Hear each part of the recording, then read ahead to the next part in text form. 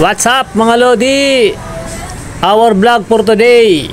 Ito, naimbitahan tayong mag-breakfast dito sa Unlimited Breakfast. Dito lang yan mga Lodi sa Sizzling Baboy. Yan yung kanilang area mga Lodi. So kung dito kayo kakain Lodi, yung halagang 98 pesos nyo, only breakfast na. So tingnan natin kung ano yung mga pwede nating almusalin. Yon, meron sinangag, may Shanghai, at tingnan pa natin yung mga ibang putahe. Yon, meron din pritong tilapia, meron sinangag, yon, may Shanghai, meron dumplings, may talong, may okra. Yun, marami, may pansit. Yun. Meron silang sopas. Meron champurado. Tapos may pangimagas, yung matamis na saging. So, tapos na tayong kumuha mga Lodi. Sana all. Punta na tayo sa dining area para maumpisa natin yung ating only breakfast. Sana yun. all.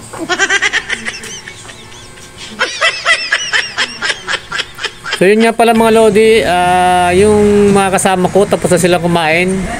Bali humabol na lang ako dahil tinex nila ako na meron niya ditong manlilibre. Yan, si ganda.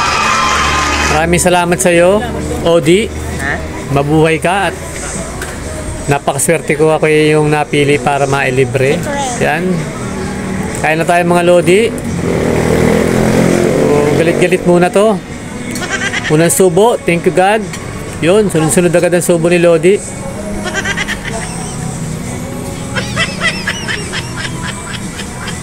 So kung pupunta nga pala kayo dito mga Lodi, dito nyo matatagpuan yung Unli Baboy sa kahabaan ng Say Road.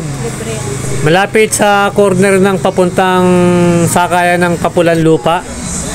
So yun, medyo bago lang to mga Lodi, yung place na to, pero marami ditong kumakain. Sabihin sa'yo. Kain ulit tayo mga Lodi. Isa pa. Wala na eh. So mga Lodi, nabitin tayo dun sa unang set. So uulit pa tayo ng isa para makabawi-bawi naman dun sa ating ibinayad. Susulitin natin yung 98 pesos. Yun, naya si Kuya, biglang bumalik. Share siya sa camera. Samantalang tayo patuloy lang ang pagkuha ng pagkain. Sa pangalawang set natin, siguro ipupul na natin para hindi na tayo bumalik sa susunod dahil nakakaya. Hindi totoo yan. Pero pwede kayong umulit-ulit Lodi hanggat gusto nyo. Kasi only breakfast nga to eh. Kaya okay lang. So ako agad dalawa lang siguro ako. So marami rin silang putahe mga Lodi. Kaya marami rin kayo pagpipilian. Meron din silang only para sa lunch. Tsaka sa dinner, meron din sila. Tuwing pumapasok ako Lodi, lagi ko itong nadadaanan. Kasi ano nga, along highway lang siya. Kaya tamang-tama yung pwesto niya. So yun, kain na naman si Lodi. Tuloy-tuloy ang subo. Yun, parang galit na galit siya. Hindi siya namamansin. Banta na yung mga kasama ko. Yun, nagsiselfon-selfon na lang. Kung makikita nyo mga Lodi, ano, may mga nagbe-breakfast na rin. Yung mga dumadating pa. So mangilan-ngilan na rin yung kumakain Lodi.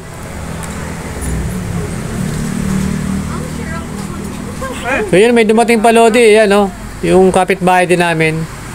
Pero hindi pa sila kakain.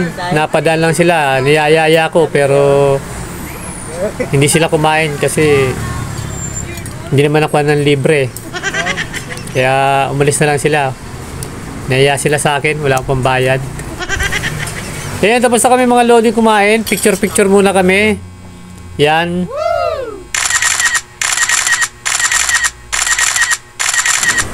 So yung mga menu dito mga Lodi, ano, sa tapat ng counter nila.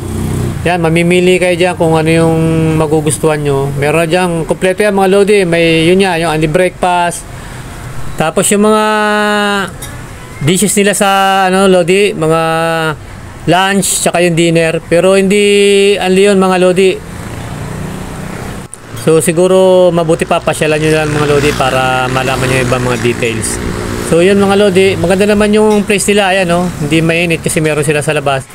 So yun Lodi, tapos na kami.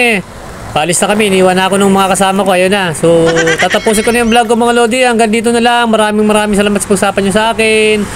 Yun, babus!